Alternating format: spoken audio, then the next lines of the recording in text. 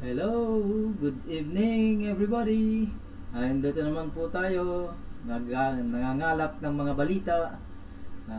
Mag-update tayo sa mga nangyayari. Eto, may bago tayong kwan dito ngayon, no? Bago-bago lang to, oh. Kanina lang to. 6 hours ago. Tingnan niyo yung nangyari sa saan nga ba ito? Tingnan natin kung nasaan to. Sa may Mother Ignacia yata ito eh. So, tingnan natin, ipakita ko sa inyo. Ito yung mga epekto. Ito yung mga epekto ng mga kwan natin. Yung mga pinagnanakaw ng mga budget natin sa flood control. Tingnan nyo, kayo na lang po ang umusga. Napaka-sakit na, masakit sa mata yung kalunos-lunos na sinasapit ng ating mga kababayan, samantalang ang mga nagpakasasa at saka mga nagbulsa ng mga budget natin, ayun, sarap-sarap ng buhay, pa-trouble lang daw. Yung iba nga dyan, yung lifestyle ng mga anak nila kala mo mga sinong mga anak ng hari, anak ng reyna, anak ng tipaklong talaga, kaya dapat sa atin mga kababayan ko, lalo na sa aking mga kapwa OFW, mag-ingay tayo. Ito, sa totoo lang ang content ko, alam nyo naman, fishing ako. Nakita nyo naman sa pangalan ko dyan, Minyong Adventures. Fishing yan kaso parang sa nakikita ko palagi, lagi kong nakikita, parang ayaw ko tumahimik. Tuwing titingin ako sa aking Facebook hindi ako nagpi-Facebook sa aking feeds dito sa YouTube. Siyempre nagre-research din tayo sa mga kung ano-ano yung mga magagawa ko para sa aking channel. Ngayon, parang dito laging lumalabas yung mga problema, flood control, balita, nakawan. Kaya nainganyo na rin tayo na balita, hindi tayo magbabalita, reaction lang tayo. Baka mamaya sabihin fake news tayo. Ito bago lang tingnan niyo yung mga tingnan niyo tong epekto Tapos mamaya pupuntahan natin si Vice Mayor Baste mamaya, tsaka si dito kay kung ano yung masasabi nito ni ito nakakaisa pang kakalunos itong si Congressman Abante. Kung tutusin, wag na natin, hindi naman na pinapaniwalaan to na bakit talo, di ba? Kaya mahirap na. Dapat Pastor Abante na lang. Congressman. Talo ka nga sa sa distrito mo. Kaya parang tapos ikaw pa ngaw-ngaw.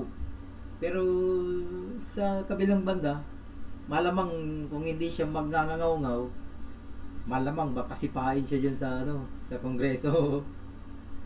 Diyan sa Kamara. Dahil bakit? Kaya nga siya nilift dyan Kaya qualified yung kalaban niya dyan Dahil siyempre, impluwensya, tapos gagawin siyang attack dog. Alam niyo yung mga kumalaban dati sa impeachment, sa kay Tatay Digong, yung mga ngayon lumalabas na yung mga kabulukan nila.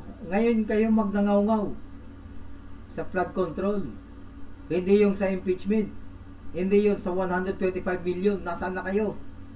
Nasaan na yung mga yung maiingay ng mga makabayan bulok?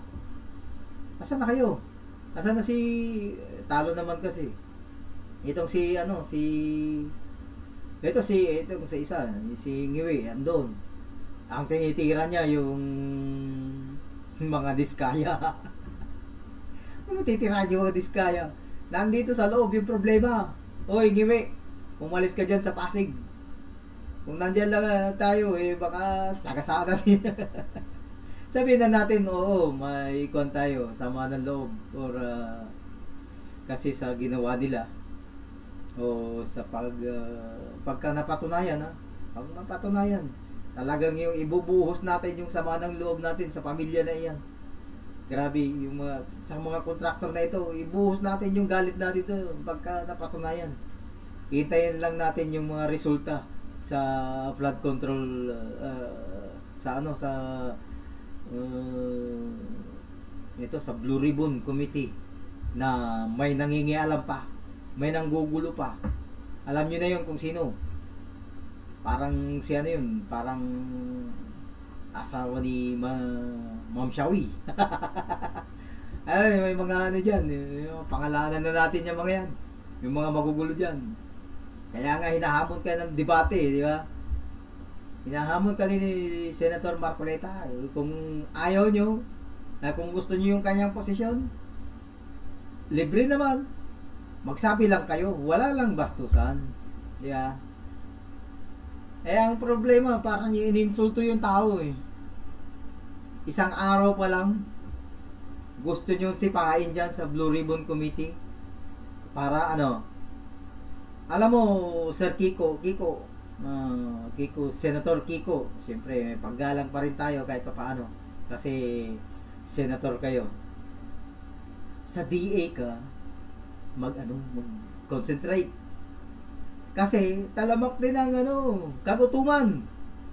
Ano ba naman yan? Ayusin mo yung bakuran mo. Hindi yung mangingialam ka. Kaya na nga, sinama ka na nga dyan na nag-request ka na maging membro ng Blue Ribbon Committee. Anong ginawa ni Senator Marcoleta? Approve. Okay. Pero yung magsasuggest ka pa ng kung ano-anong mga commission na yan, tapos yung mga hihilain mo, yung mga dati mong mga kasama, yan si Carpio? Sino yun? Yung dating ombudsman? Tapos yung dating DPWH secretary na puro panahon ni Pinoy pa. Alam namin yan. Dahil yung panahon din ng mga yan, talamak din ang korupsyon. Eto, kung tayo, real talk lang. Inabutan ko kayo. Alam ko yung mga galawan nyo. Noon pa man. Yun nga lang, hindi tayo makapagsalita. Dahil bakit? Hindi pa ganong talamak yung social media. Tapos, parang gawain nyo rin dati. Ngayon, pero mas malala ngayon. Mas matindi kayo ngayon. Kaya dahil kung noon, 20 billion, 10 billion, ngayon, daan-daang bilyon. Daan-daang bilyon. Anong ginawa nyo? Astaghfirullahaladzim. Tingnan nyo yan.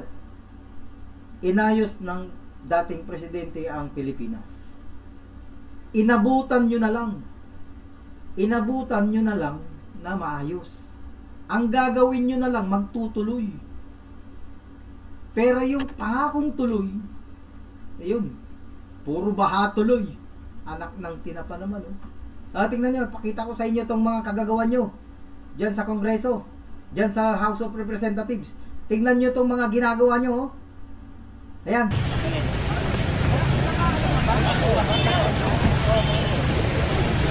Ako lang yan. 2 oras na baha. Sabi mo 2 oras na baha ganyan na tubig. Tingnan nyo yung mga ari-ari yan. Ang pinagpawasak nyo.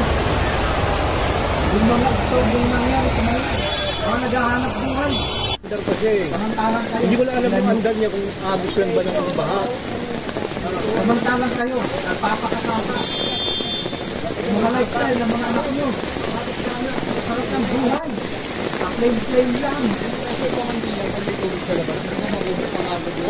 Ang pa nga dyan, hindi. Tayo Hindi siya may bintana.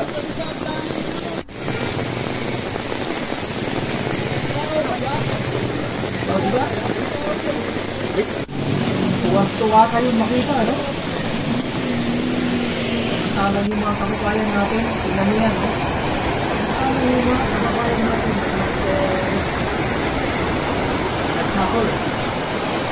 Mga ganito, mga gawa. Ayos,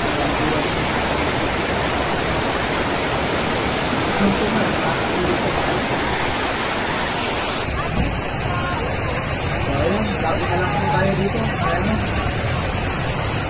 Ayan. Dito muna tayo kay ano?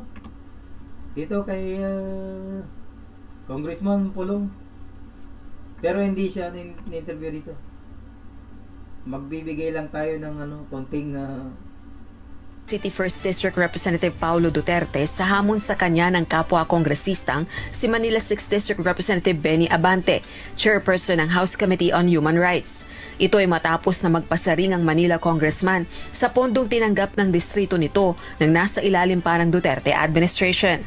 Sa gitna ito ng ulat na mahigit 200 lugar sa Davao City ang nakaranas ng mga pagbaha dahil sa epekto ng pag-iral ng weather systems kamakailan.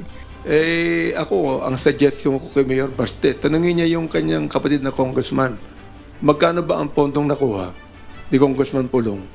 Sinagot na po. Alam mo sabi ni Baste, si Mayor Baste, wala daw pakialam sa'yo. Dahil bakit? Talo ka. Talo ka sa eleksyon. Wala ka raw karapatan yan. Daw yung mga ganitong usapin daw para sa mga nanalo lang. Nanalo ka lang daw sa impluwensya. Ano ba yan? Tuloy natin. Nung congressman siya, nung panahon ng kanyang father, magkano po yung nakuha? I-reveal niya kung magkano, kung saan ginamit. Kung saan ginamit ang pondong yan. Kung paano ginamit yan. Kung ilang bilyon. Matigil wala tayo ha. Eto, nagkakasa daw ito ng investigasyon eh. Ayon sa balita natin ha. Nagkakasa ng investigasyon, kasama niya yan, so si Redon no. Nakakatawa ito mga ito eh. Ewan ko ha, kung saan nila pinulot yung kanilang ano. Ang alam ko kasi, Pastor ha, alam ko magagaling sa mga logic tong mga mga pastor eh. Magagaling sa logic, magagaling din sila magpalusot. Kasi dami ko nang na-encounter dati ng mga pastor eh. Pastoran, yan.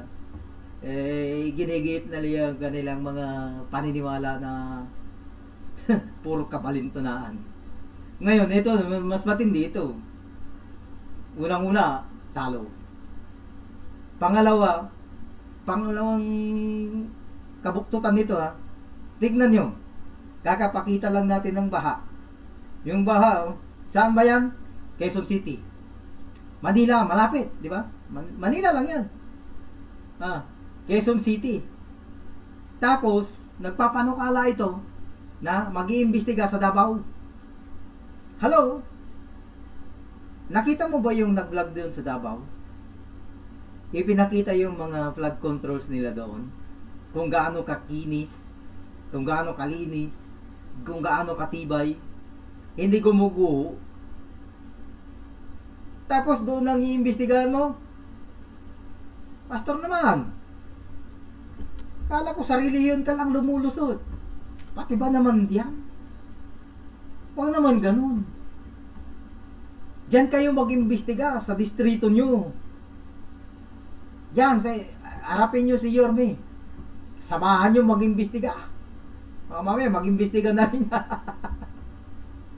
Iimbestigahan na rin kayo niya. Di siyempre, may baka yan.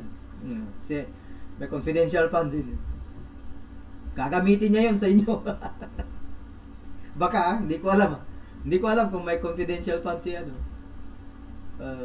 Gagamitin niya sa sa mga intelligence para makita kung sino yung mga tarantado diyan sa mga gumagawa ng mga flood control projects diyan. Sige, tuloy natin. Tapos mamaya dako tayo kay Vice Mayor Baste. Napon sa flood control project. Ayun. At kung bakit malaki pa ang baha at Davao.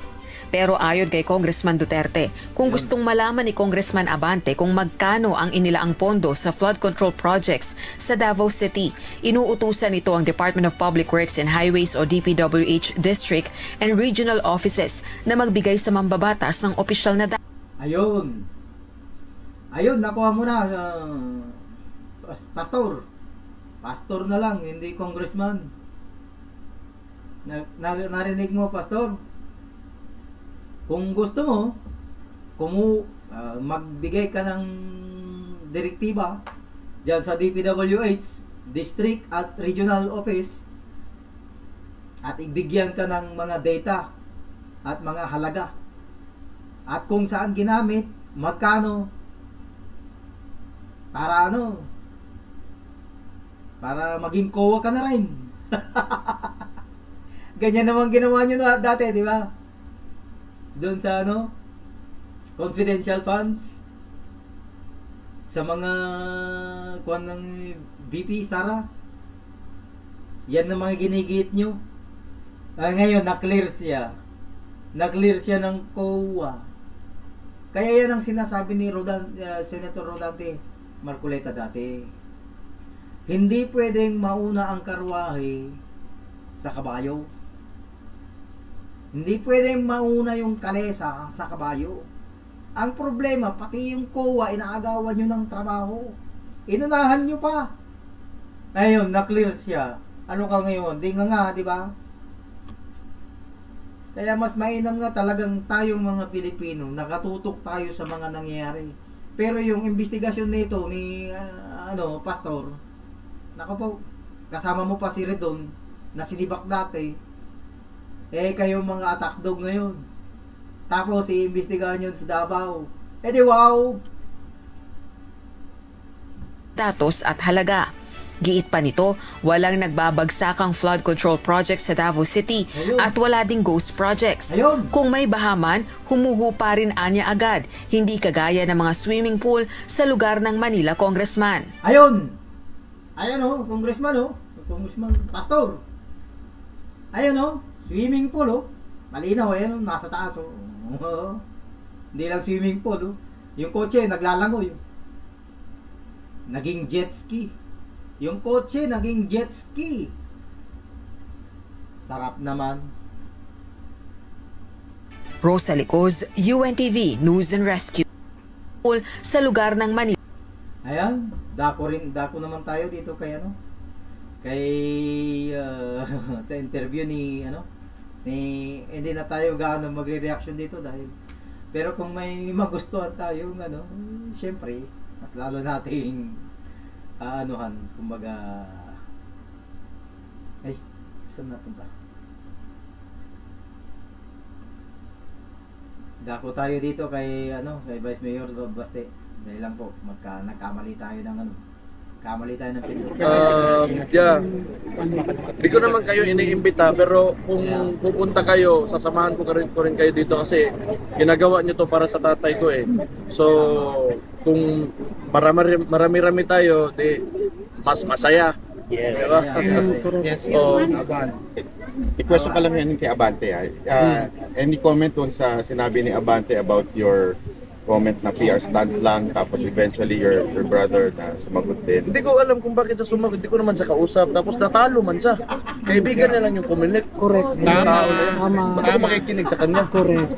Well anyway, sinagot siya ng kapatid ko. Transparent naman yung DPWH at yung kapatid ko kung gusto talaga nilang tingnan. Wala kami problema dyan. Kayo yung may problema, tingnan yung mga sarili. Correct. Correct yun. Kung nang ganahan dyan kung last question. The court as indirect vote buying na yung mga politiko mismo nandun talaga sa court along with DSWD nag-distribute ng pera ng taong bayan. Parang kilala Sa pa yan. Kalo si tatay nga namin permanente dito. Oo. Yes, ma'am. Ako din man na naagad mo. Parang kilala natin Tayo mo babay mi. Parang kilala natin Sige ma'am, question naman. Yung as a local executive po mayor, pagbalik nyo kasi sabi kahapon ni VP Sara, meron kayong master plan sa Davao, master plan on Yes. flood control, pero hindi nabibigyan ng budget from the national government. So, sa inyo pong point of view as a local executive? Ganito yan, historically, hindi lang naman Davao talaga. Ang unitary system of government talaga ng Pilipinas, may exploit talaga siya sa mga capital-centric na mga politicians. So hindi lang yan Davao, Mindanao, other parts of Visayas, probinsya. So ang gusto kasi ng mga oligarchs, they want to centralize everything, power and influence. Pati na rin yung kung where money is allocated around the country. So pag ganun lagi yung sistema ng politika natin, this is not only Davao. Meron yan master plan, we are working with JICA para sa pero pag masyadong centralized yung gobyerno mo, hindi talaga yan mapupunta doon sa mga probinsya. Kasi noon pa yan na sistema ng mga Espanyol. 'Di ba? Pagdating ng Espanyol, andun yung may prinsipalya, may mga tawag dyan, gobernadorcillo, tapos i-assign nila. System of patronage yan. Okay? So, ngayon, pinasa sa Amerikano, ito yung magandang, pag take over ng Amerikano, sabi ng Amerikano, ito yung magandang sistema na mas madali makontrol yung bansa. Pero, nagbabago yung panahon eh. So nagbabago yung panahon, lumalaki yung population and the people become, more educated, nag-iiba talaga. So sentiments will arise. Ganun talaga yan. So before, kami sa Mindanao, tayo, hindi tayo masyadong sensitive towards, budget allocation, but dumadami tayo, nagkakaanak tayo. Siyempre, mas gusto rin natin na maganda yung, not really for Mindanao only, but for the entire Philippines, maganda yung allocation ng resources ng Pilipinas. The taxpayers' money. So, okay, babalikan ko. Just to close the question. Kung flood mitigation programs, meron kami niyan, DOTR, for the bus system, we know we can implement it. Ready ang Davao City for anything. When it comes to implementation, however, ang problema, the local budget will not be enough for these kinds of investments. Kailangan ang national talaga mag-invest ng ganun kalalaking proyekto. Last two question daw dahil magkakirisan tayo, may special. Question muna. Tayo na about politics. Meron naman, midterms, paulit-ulit lang. Tapos kung ano lang yung mga posibleng mga tatakbo sa 2028, sinasabi ko si Martin, interested. Kasi may 0.7% siya, di ba? From 0.6, so nagka-interest na yun. Buya ka, puntang igit ka. Ngayon, trending ngayon sa Manila yung mga anak ng mga contractor, mga congressman na nagiging maluho sa Anong komento nyo dito? Hindi, ganito yan. Ngayon, lumalabas na kasi mas mulat na yung tao eh. Yung Pilipino, alam na natin na di naman kailangan talaga sabihin mo na mahirap ako, ganun-ganun. Pero tama naman yung nagsisirculate ngayon. And noon ko pa sinasabi to during my podcasts na hindi kailangan iputuin yung mga tao na hindi ka mayaman. Pero huwag ka lang masyadong magyabang dyan kasi maraming naghihirap at nagugutom. At saka hindi ka nagiging magandang ehemplo sa mga tao na gusto rin pumasok sa politika, sa mga bata, at sa mga tao na nasa palibot nyo. Pag ganun yung pinapakita nyo, di ba? Everyone will become greedy. Tama. So pag pinawi, simple ka lang, kaya sige. Oo, kaya Kwan, marami ngayon ha. Pag gustong maging milyonaryo, bilyonaryo, mag-DPWH kayo. O kaya, pumasok kayo maging congressman. Ganun lang yun. Mayaman itago mo lang kasi nandyan ka sa publiko. You have to be a good example to society. So yun lang yung tingin ko dyan. Mabuti yan, nagtuturoan na sila ngayon. Kasi kadalasan mga congressman, mga oligarko din yan. So mga congressman, sa mga lugar nila, yan yung mga malalaking lupain, monopolize yung mga negosyo, mga mall, mga grocery. Sila may tagian na tanan. So, kaya nagtuturoan na yan ngayon mga yan.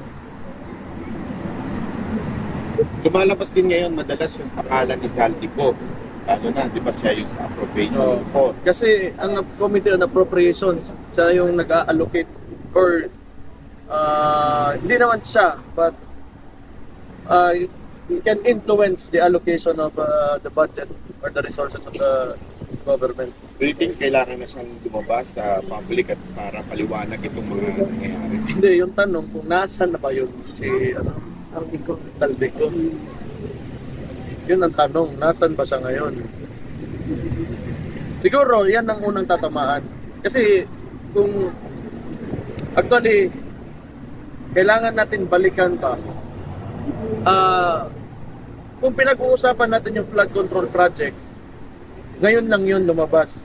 Pero for the past 3 years, ang ginawa ng administrasyon, kaya wala rin tayong infrastruktura, kung meron man, ibarat, naging ghost projects na flood control, nagkakagulo na sila ngayon, nagtuturuan na. So maganda yan. Pero tandaan natin, anong ginawa nila sa pera for the past 3 years?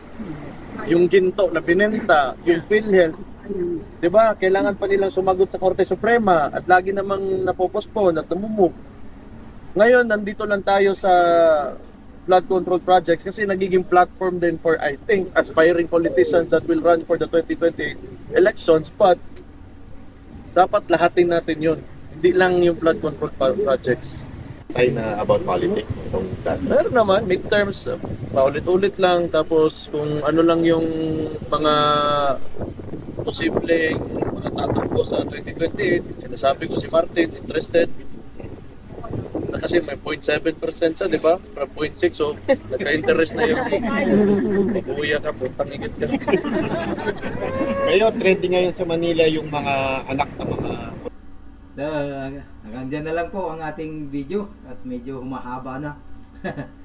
At kanina, parang lumukso na yung dugo natin dahil syempre hindi mo matanggal yung bugso ng damdamin ika nga sa atin, lalo na pagka yan, ganyan ang nakikita natin sa tignan mo nga, ulitin natin yun. Ganyan ang nakikita natin sa nangyayari sa ating bansa. Sa iba pa kaya? Buksan niya na yung bintana. Ang alam ko, noon ng